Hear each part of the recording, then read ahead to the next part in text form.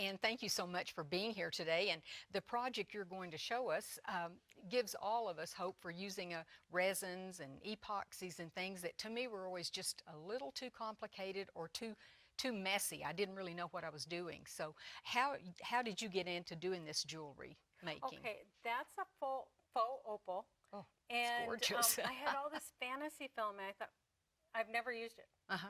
And I've been working a lot with resin, and I thought I could try making some jewelry pieces with it. So that's what I'm going to show you today. Well, and we're going to show a lot of things, but we need to go ahead and get the resin going. started.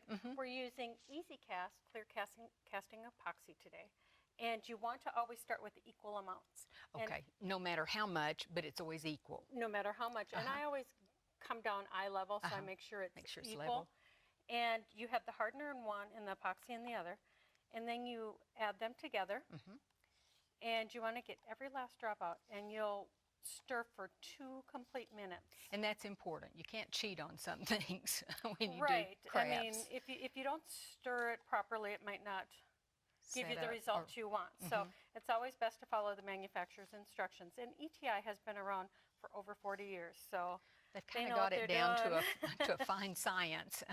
So I'm going to start my timer, and I'll start stirring, and then we can talk about the other stuff. And we're going to show popping these out, but we thought we'd just, I mean, you can almost pour this into anything. Any kind of mold. Metal, they have or a does mold it release.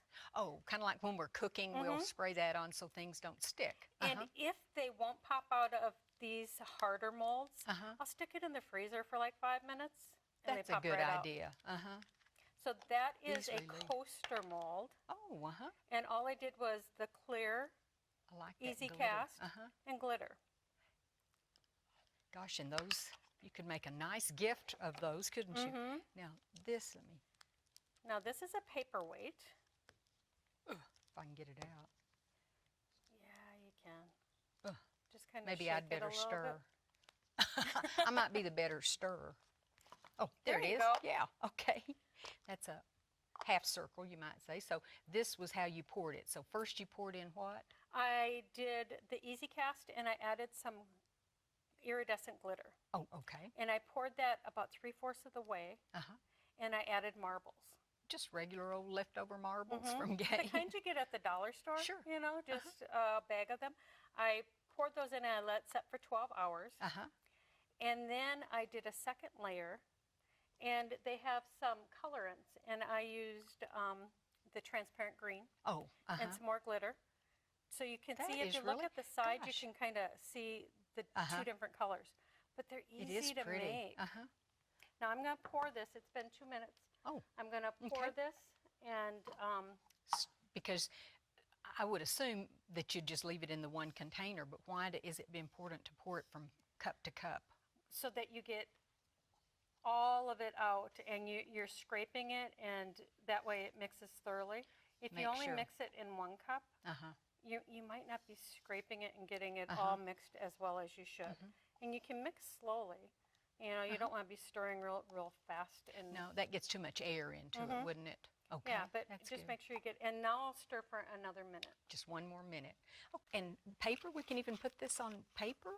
Yeah, Steph Ackerman made that, and what she did was made a mold of the dragonfly, and she used the EasyCast to mold that. Oh, that is really pretty.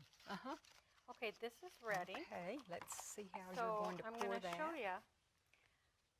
They make these great molds, ETI does, and I used the mold release and sprayed it. And then I took the EasyCast and I poured into the individual ones that I wanted to use. But just about halfway, or? Yeah. Okay. Just about halfway. Don't fill it all the way full. Nope. Because you're going to use something. Yeah, this is fantasy film. And what I did was, fantasy film comes in sheets, and I took and cut it up into little tiny pieces, and I save it.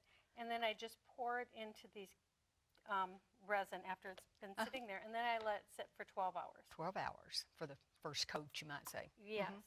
And then I'm going to just pour some of this, because I might not use it all. Sometimes you're not sure exactly how much you're going to be using. So what do you do with leftover? after you? I will add glitter to it or powders or anything, and I'll pour it in any mold I can find. Oh. So I never waste Don't any waste of any it. of it. Right. I should have known that's what you as a designer would say to do. Okay, so this is the cast and craft color, and this is black.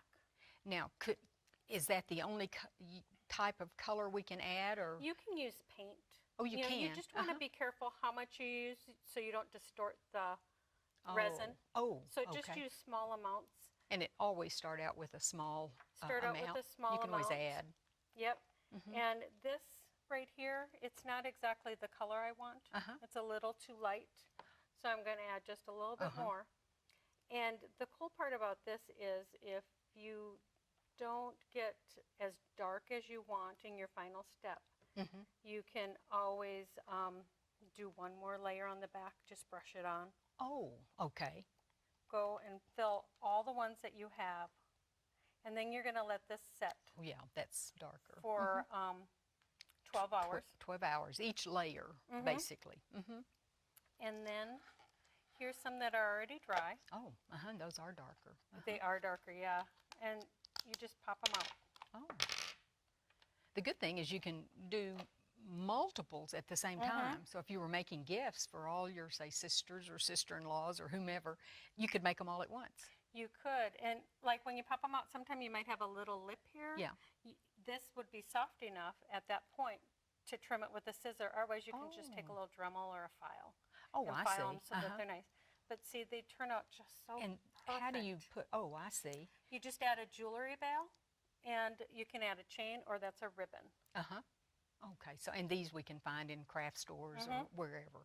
Okay, I wondered how you, and well, I appreciate you showing us so many different ways and how easy it is to work with this product. Thank you. You're welcome.